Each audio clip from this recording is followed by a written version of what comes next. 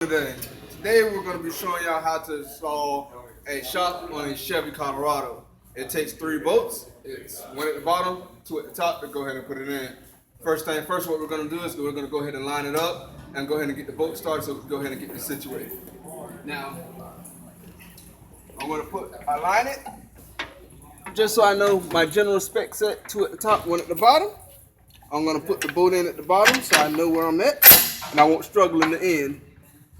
I'm going to take my tool and I'm going to just hand start myself on this side.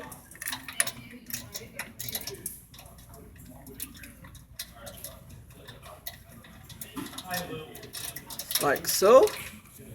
And I'm going to hand start myself on the other side.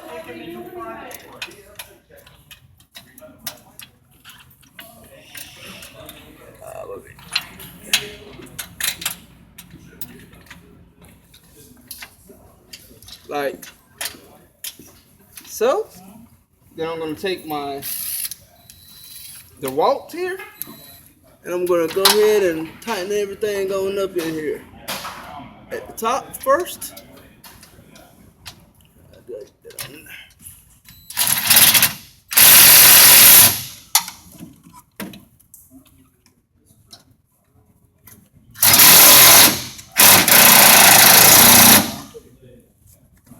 Now that the top's in, we're going to go ahead and tighten up the bottom on here.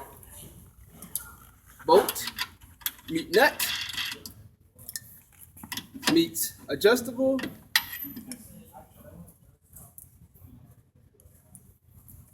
We're just going to tighten it like this and we're going to, and we're good. And that's how you install a shock. Thank you.